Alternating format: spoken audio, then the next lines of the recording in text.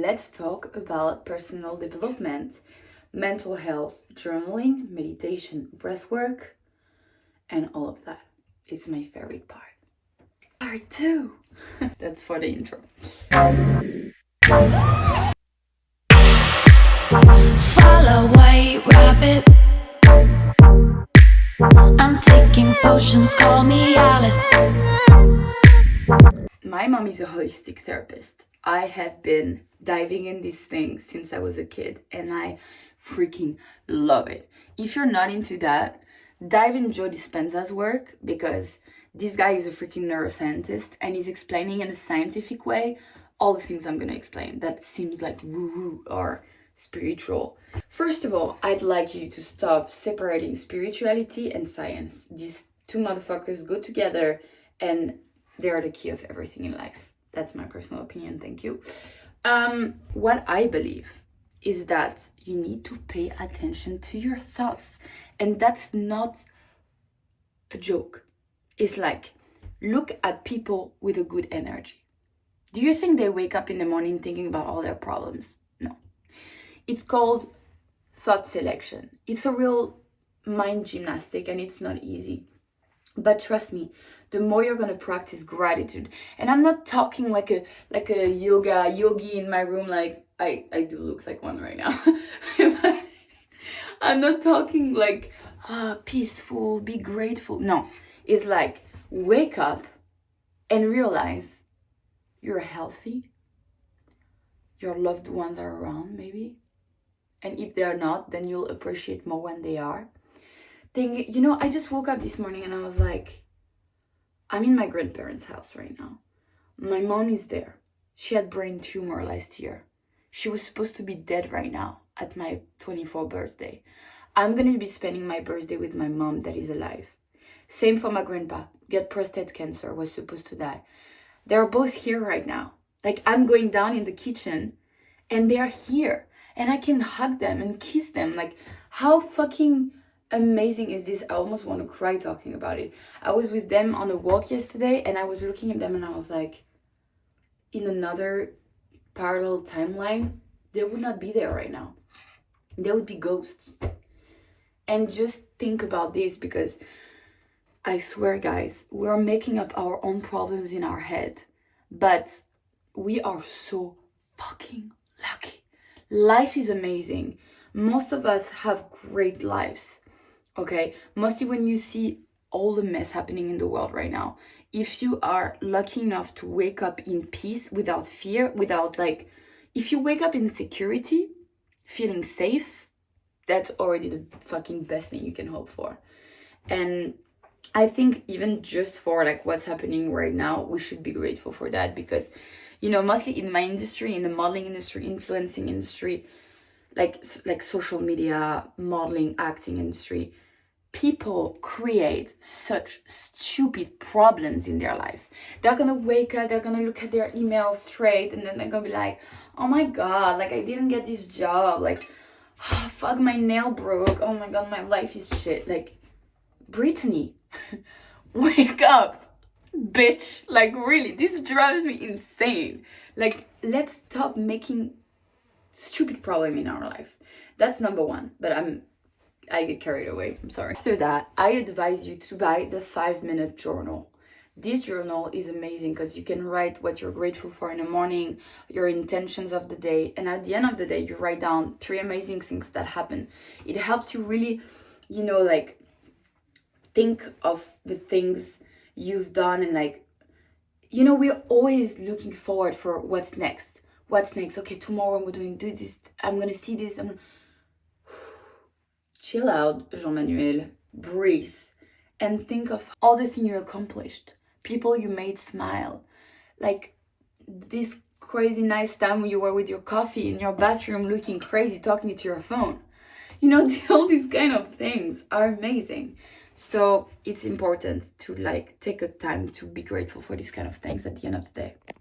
One habit that I get a lot, I incorporate since September, is visualization.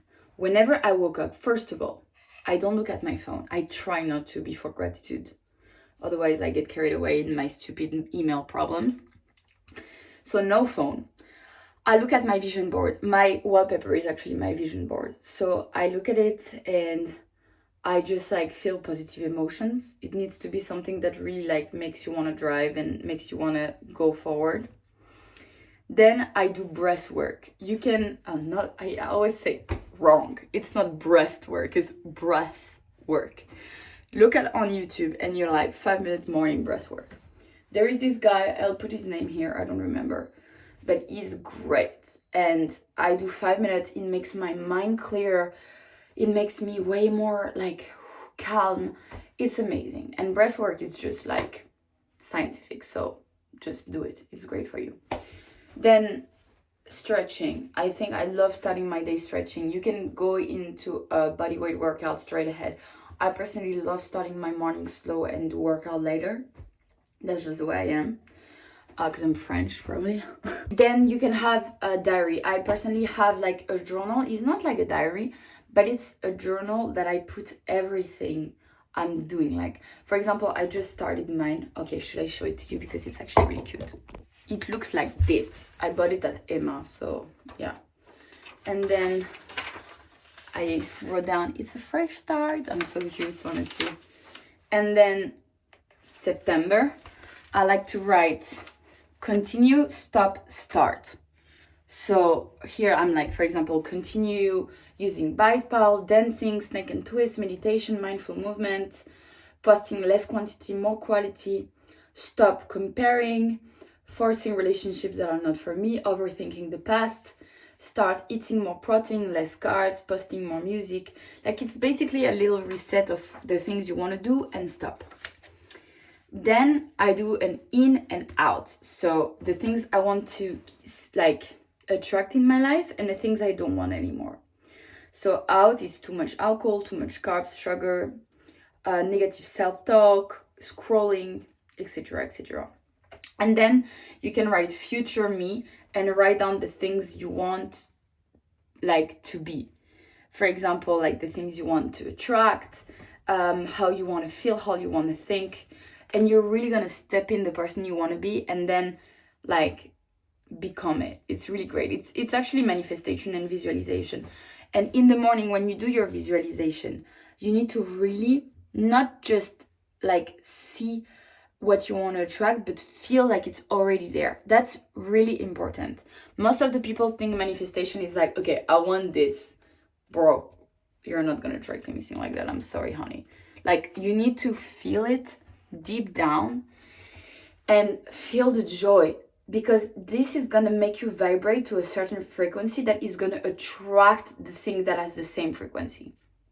And something also really important is that the brain doesn't make the difference between what's real or what's not real. So when you think about something or you visualize a scene, your brain thinks you're going through it, you're living it. So that's why your body is going to immediately adapt to this frequency. And that's great. That's why when you meditate and you close your eyes and you think about things you're grateful for, like your family or something, you start smiling. Your body feels happy because it feels like your family is in the room.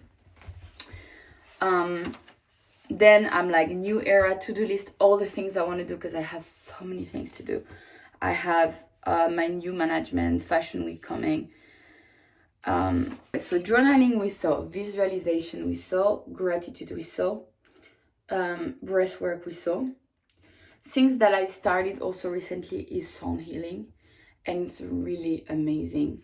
You can find some classes in your town, I think, and it's just really gonna like send vibration with Tibetan bowls, and it's gonna re-energize like equally your body. And I really love doing that. I also love to pair it with breath work. I've done a crazy breath work in Barcelona in Inner Flow. It's like a gym that I used to go. And I cried so much because when you do breath work for like 40 minutes, your whole body starts like cramping and like having little ants all over it. And then when you drop it and the oxygen comes in and you just like breathe normally, all the emotions come up. And like, oh, that was crazy. I started crying and crying and crying, letting go of all the emotions I had because I was going through a breakup at the time. And like this really helped me so much. It just felt amazing.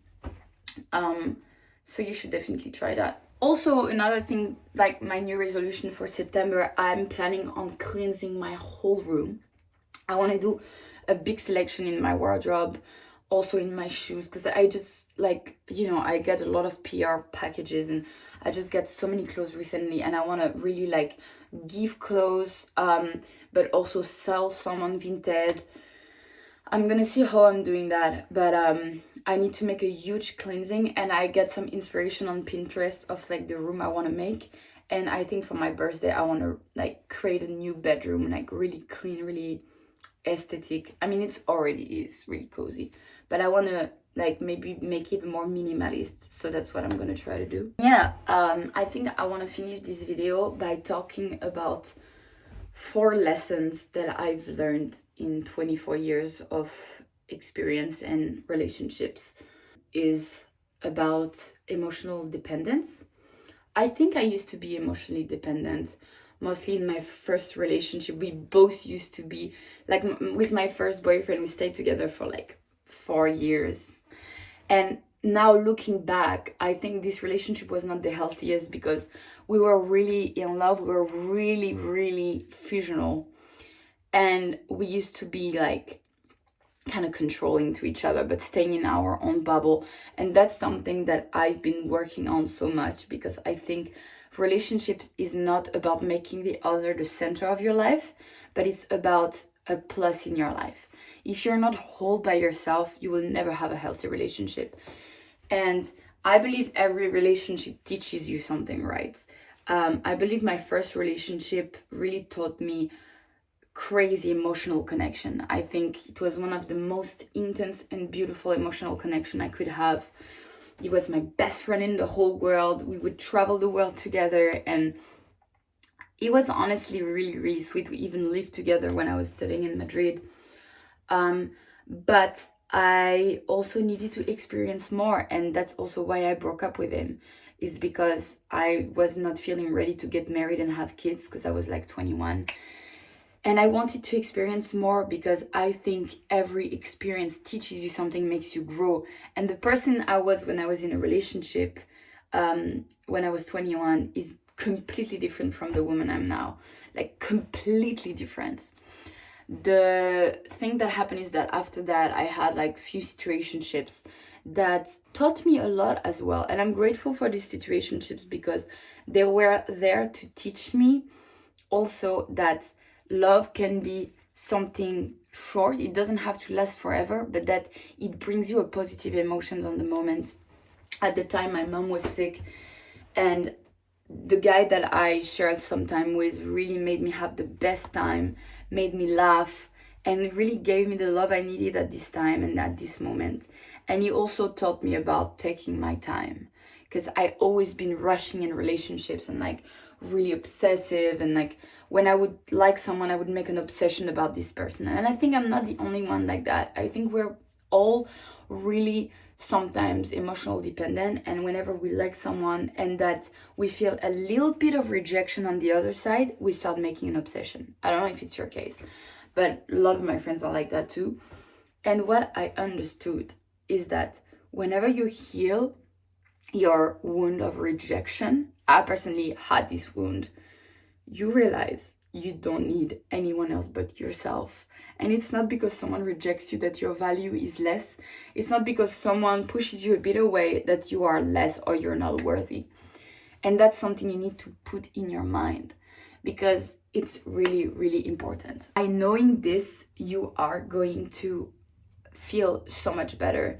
Like right now, I'm not gonna expose anything on social media, because I've suffered so much from my like social relationship with Moritz. We were so out on social media, and it was great, but when we broke up after 4 years, it was really hard for both of us to move on when we kept seeing edits. So now I want to keep my relationships private. What has to be will be.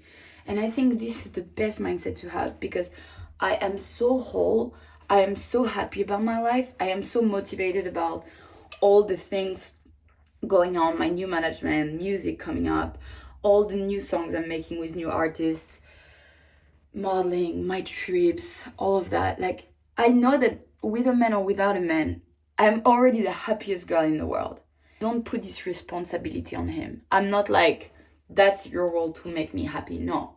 My role is to make me happy. You are bringing me even more happiness and we're exchanging positive energies. That's what it is about. And I think this is really different because after my first long relationship, I had another short relationship, but really intense. And once again, I thought it was healthy, but then it just get into like some jealousy and some lack of trust and all of that because I was not whole by myself. I didn't feel complete and I was putting so much expectations on him. And that is never the good way because it puts a lot of pressure on the other and it just creates a really toxic energy exchange and it never ends up good. At the end of the day, my second relationship and the last that I have taught me so much about myself that I'm so grateful we went through this breakup. Like, I swear, this man taught me so much about my like darkness, because we all have a part of darkness, and the things I had to fix. And I definitely had to fix a lot of things regarding my wound of rejection, the obsession I would make, like the jealousy I could have whenever I would feel insecure, the lack of trust I would have that was basically, a consequence of some other experiences I had in the past. Whenever you become aware of all of that and you're ready to work on it, I think the moment you put a finger on it, you're already healed. I think like denying all of that is what is basically gonna keep you in trouble. You need to be aware of yourself. That's why self-reflection, personal development is so useful, and journaling as well, is because you understand why you react like this. What kind of emotion is it triggering? Why do you feel like you want to cry whenever this person tells you this or acts like that? And then whenever you understand that, you understand the triggers and you limitate these kind of interactions that trigger you, girl, you're gonna find peace. I am like feeling so peaceful in the morning right now because I wake up, I don't stress over anything. I don't check Instagram following of the guy I'm dating. Like, who did he follow during the night? Did he go out? Like, there is nothing of that. First of all, because you trust yourself, you're self-confident, you know your worth. I know that if tomorrow the guy I'm seeing right now wants to see someone else or wants to go away or cheat or whatever, that's his loss. Because I know I'm bringing so much positive things to his life, and I know that I'm already so good with my life as well, and that's a real difference. And you need to find this before entering a relationship. A book that really helped me is I will give you essentials books about love you need to read, about universal love. The Mastery of Love by Miguel Ruiz, incredible. Then The 8 Rules of Love by Jay Shetty. These two books are incredible. You need to buy them. Really, I push you. All of that to say that, please, if you want to be happy in life, don't make relationships the center of your life. The center of your life needs to be yourself, your goals, your progress, your career, and the gratitude you have of being surrounded by love, but not just love from a man or from a girl. Love from family, from friends. Love is everywhere. Love is in nature. Love is in everything around you. If you manage to actually take that within you, you're gonna feel always love because you're not gonna miss love. People that are running after relationships are people that feel a lack of love because they're incapable of seeing the love around them. When I wake up and my grandpa is here and he's giving me a hug and he made me coffee, this is as fulfilling as if it was a boyfriend texting me, good morning. You know what I mean? It's like, it doesn't have to be about like relationships, like love relationships, about like, have to feel whole, to feel grateful, to keep the love around you from everything. And after that, when you understand how to love yourself, you can love someone else. That's how it works. And I've took so long to understand that, and I swear life gets so great when you found this.